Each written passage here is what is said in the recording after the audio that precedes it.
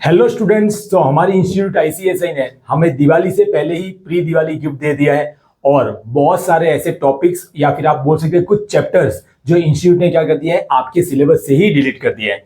तो ये वीडियो तो आप एंड तक जरूर देखिएगा क्योंकि इंस्टीट्यूट ने इतना सारा डिलीट तो कर दिया है, लेकिन एक या दो पॉइंट अगर इंस्टीट्यूट और कर देते जो मुझे मेरा पर्सनल ओपिनियन रहेगा तो वो आई थिंक हमारे लिए और बेटर हो जाता। लेकिन फिर भी जो भी इंस्टीट्यूट ने किया है उसके लिए हेड्स ऑफ टू आईसीएसआई के थैंक यू सो मच। आपने इंस्टीट्यूट की जो है इतनी सारी मतलब बोलते हैं ना फीलिंग्स ध्यान में रखी और उनको जो तकलीफ हो रही थी या फिर इनका बर्डन जैसा लग रहा था कि भाई सिलेबस बहुत ज्यादा वास्ट है, हम कैसे पढ़ेंगे तो रिवाइज कैसे करेंगे, और इसलिए चक्कर में बच्चे कुछ तो चैप्टर्स ही छोड़ के चले जाते थे। ठीक है, तो सबसे पहले हम क्विकली जो है इंस्टीट्यूट ने क्या क्या चेंजेस किए हैं उसके बारे में आपको बता देता हूँ। सबसे पहले हमारा सब्जेक्ट आता है पेपर नंबर 1, दैट इज जेआईजीएल। अब जेआईजीएल में जो चैप्टर नंबर 2 है that is the constitution of India, वो पूरा का पूरा हटाया नहीं गया है। उसमें से ना आपके दो टॉपिक्स है, एक finance bill and other bills and second जो है आपका parliamentary standing committee and the role, वो हटा दिया गया है। सच बताऊं वैसे भी एग्जाम में नहीं पूछते थे, लेकिन ठीक है हमारा एक आधा लेक्चर जो है वो उससे सेव हो जाता है कि भैया ना वो टॉपिक्स जो है वो हमें नहीं पढ़ने पड़ेंगे। उसके बाद हम लोग अगर आगे बढ़ते हैं तो चैप्टर नंबर 3 इंटरप्रिटेशन में कोई चेंज नहीं, 4, 5, 6, 7, 8 वैसे के वैसे। Chapter number 9 specific relief act, ठीक है, जो मेरे स्टूडेंट्स हैं उनको पता भी होगा, जैसे हम फर्स्ट डे ये चैप्टर स्टार्ट करते हैं हमारा डायलॉग ही रहता है पैसों से पेट नहीं भरता साहब, परफॉर्मेंस से भरता है। तो अब वो हम आपको सुनने को नहीं मिलेगा एग्जीक्यूटिव लेवल पे, क्योंकि ऐसा बताया इंस्टीट्यूट ने कि ये चैप्टर या इस चैप्टर के कुछ टॉपिक्स आप लोग प्रोफेशनल लेवल पे पढ़ते ही हैं, इसलिए स्पेसिफिक रिलीफ एक्ट जो है वो आपके बीच में नहीं रहा, मतलब एग्जीक्यूटिव के सिलेबस में नहीं रहा। उसके बाद 10 में कोई चेंज नहीं, लिमिटेशन में 11 चैप्टर जो आर्बिट्रेशन है उसमें अब जो है ना मीडिएशन के रूल्स थे वो हटा दिए गए। मैंने वैसे भी अपने नोट जो बनाए हुए उसमें तो मैंने वैसे भी इंक्लूड नहीं किए थे क्योंकि हार्डली कभी पूछे हुए भी नहीं है, और ना ही क्योंकि पूरा एक्ट पढ़ने के बाद चैप्टर ऑलरेडी इतना बड़ा है उसके बाद उनको और बोलते हैं और भी कुछ रूल्स पढ़ने हैं, तो मैंने वैसे भी अपने नोट्स में तो इंक्लूड नहीं किया था और इंस्टीट्यूट ने उसको हटा भी दिया है। और उसके बाद अगर हम बात करें चैप्टर नंबर 12, ये आई असली बात, Indian stamp act, registration act. उसके बाद अगर बात करें रजिस्ट्रेशन एक्ट इंक्लूडिंग टोपा, पूरा का पूरा डिलीट हो चुका है क्योंकि इंस्टीट्यूट ऐसा मान रही है कि ये जो है ये टॉपिक्स आप लोगों के जो है वो सीएस प्रोफेशनल लेवल में आते हैं। हालांकि पूरे के पूरे चैप्टर्स नहीं आते, लेकिन फिर भी जितना काम का है उतना आप लोगों को प्रोफेशनल लेवल पे पढ़ा ही जाता है, तो रिपीटेटिव नेचर का ज्यादा लग रहा है, इसलिए इंस्टीट्यूट ने उसको रिमूव कर दिया है। और उसके अलावा नीचे अगर हम बढ़ेंगे तो chapter number 17 sales of goods act, ये भी पूरा का पूरा हटा दिया गया है, लेकिन इसको आप लोग प्रोफेशनल में नहीं, इसको अब सीएसईटी लेवल पे आएगा। तो इंस्टीट्यूट ने ऐसा बताया है, आईसीएसआई ने ऐसा बताया है कि जब भी रिवाइज स्टडी मटेरियल आएगा सीएसईटी का तो उससे ही एप्लीकेबल हो जाएगा।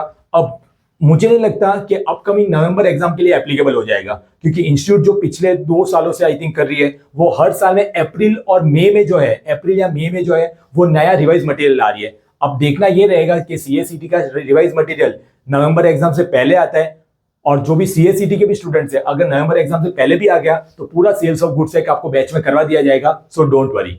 और अगर उसके बाद आए तो जब भी एग्जाम के लिए एप्लीकेबल रहेगा हमें पता चली जाएगा। तो दिस वाज अबाउट जेआईजीएल। अब हम आते हैं second topic, that is a company law. Company law में चैप्टर नंबर 1 से लेकर 9 में कुछ ढूंढना भी मत, क्योंकि कोई चेंजेस नहीं है, कोई डिलीशन नहीं है। फिर चैप्टर नंबर 10 पे मैं बाद में आता हूं। चैप्टर नंबर 12 पूरा का पूरा हटा दिया गया है। जी हाँ, पूरा का पूरा हटा दिया गया है, क्योंकि आपका जो चैप्टर नंबर 7 है ड्यू डिलिजेंस में, ड्यू डिलिजेंस जो सीएस प्रोफेशनल में आता है वो इसी के रिलेटेड तो है, तो पूरा का पूरा ड्यू डिलिजेंस में सेम चैप्टर में आ जाता है, तो यहाँ पे आप लोग को हटा दिया गया है। और अब मैं आपको पहले बात करता हूँ chapter number 10 compromise arrangement and amalgamation. जो मैं आपको बताया था कि एंड में मेरे कुछ ओपिनियन है इस चैप्टर के बारे में मैं देना चाहूंगा। अब अगर हम है ना एक पैटर्न नोट डाउन करें तो इंस्टीट्यूट ये कहना चाहती है जो चैप्टर्स आप लोग है ना ऑलरेडी कहां पे पढ़ते हैं, प्रोफेशनल लेवल में पढ़ते ही है, तो उसको हमने यहां से हटा दिया ताकि रिपीटेड नेचर का नहीं हो। अब ये जो चैप्टर है ना उसमें कंपनी लॉ के सिलेबस में आता है सेक्शन नंबर 230 से लेके 245, 230 से लेके 245 है compromise arrangement amalgamation take over of unlisted companies, इन सबके रिलेटेड आते हैं। और 2141 से 245 जो आप प्रोफेशनल में भी आती है, तो इंस्टीट्यूट ने बोला ये हटा दीजिए देते हैं क्योंकि वहां पे आप पढ़ने वाले हैं।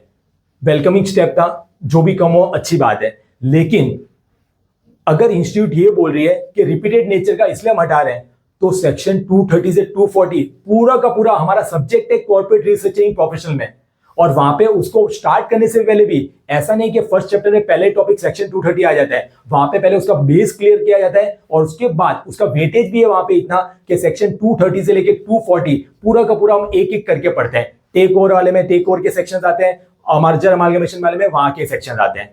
तो मुझे इंस्टीट्यूट से मतलब रिक्वेस्ट बोलिए या कुछ भी बोलिए कि मैं इंस्टीट्यूट से कहना चाहूंगा कि अगर आपने इतना बड़े स्टेप्स लिए ही है तो एक 230 से 240 जो पूरा का पूरा सेम टू सेम जो है, वर्ड टू वर्ड जो है, सेक्शन टू सेक्शन है, पूरा का पूरा बच्चे प्रोफेशनल लेवल में पढ़ ही रहे हैं। और यहाँ पे जो एक्सक्यूटिव वाले बच्चे हैं उनको जब डायरेक्टली पढ़ने का आता है तो इतनी चीजें वो रिलेट ही नहीं कर पाते।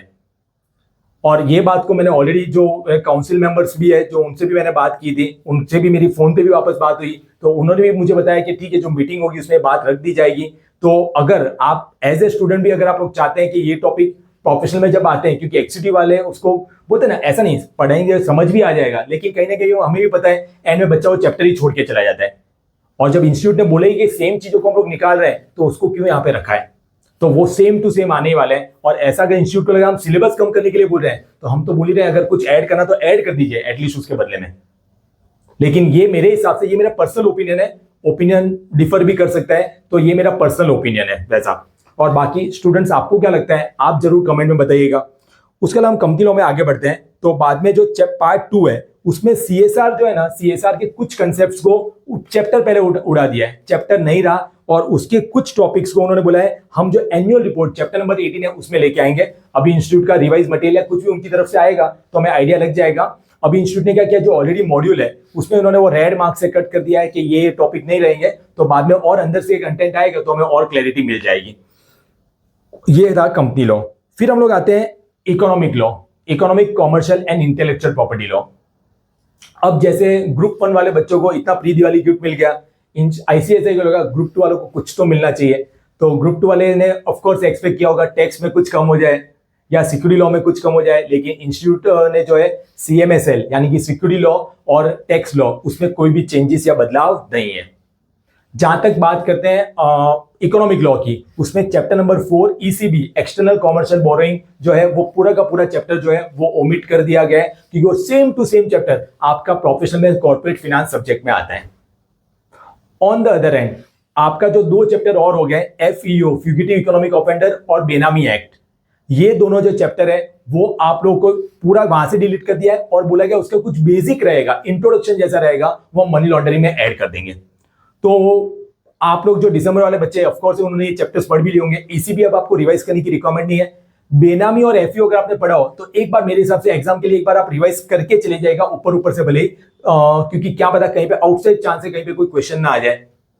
ठीक है। अब सर ये जब सीएस प्रोफेशनल वाले बच्चों ने सुना तो प्रोफेशनल वाले बच्चों को बोला सर हमारे लिए क्या, मतलब तुम्हारे लिए कुछ नहीं, तुम लोगों के लिए कुछ नहीं है, तुम लोग कोई और तो उनको ये टेंशन हुआ सर ये जो बता रहे प्रोफेशनल में आएंगे तो क्या हमारा सिलेबस बढ़ जाएगा। तो वहां पे जो है ये है कि आपको जो इंस्टीट्यूट ने बोला स्टैम्प एक्ट, रजिस्ट्रेशन एक्ट, ये सबका पार्ट तो वैसे भी आते ही है प्रोफेशनल में। हाँ 2 एक्ट है, एक फ्यूगिटिव इकोनॉमिक ऑफेंडर और एक बेनामी एक्ट, वो आईसीएसआई ने बताया है कि प्रोफेशनल के ईएसजी वाले सब्जेक्ट में ऐड हो जाएगा। अब वो दिसंबर 2025 के एग्जाम से पहले होगा या उसके बाद होगा, क्योंकि इस मोमेंट पे मॉड्यूल को रिवाइज करके उसमें इंक्लूड करना वो तो सही नहीं रहेगा। लेकिन अगर आ भी जाए तो जितने भी अभी तो जो प्रोफेशनल में पढ़े उन्होंने ऑलरेडी वो एक्ट पढ़े ही है और एक्ट भी छोटे ही, तो कोई इतने बड़े एक्ट नहीं थे, तो अगर आ ही गया तो कहीं ना कहीं आपको बेनिफिट ही करेगा कि 5-5 मार्क के भी अगर 2 क्वेश्चन आ जाए तो 10 मार्क्स का वैसा जो आपकी लॉटरी के लिए भी काम कर, लॉटरी भी लग सकती है। ठीक है। तो ऐसे ही जो है अपडेट्स के लिए जो है आप चैनल को सब्सक्राइब कर लीजिए। और हाँ जो मैंने आपको बताया, अगर आपको लगता है कंपनी लॉ में चैप्टर नंबर 10 है 230 से 240 भी रिमूव होना चाहिए तो कमेंट में जरूर लिखेगा और ये जो वीडियो अपने फ्रेंड्स के साथ भी शेयर करेगा। Thank you so much everyone.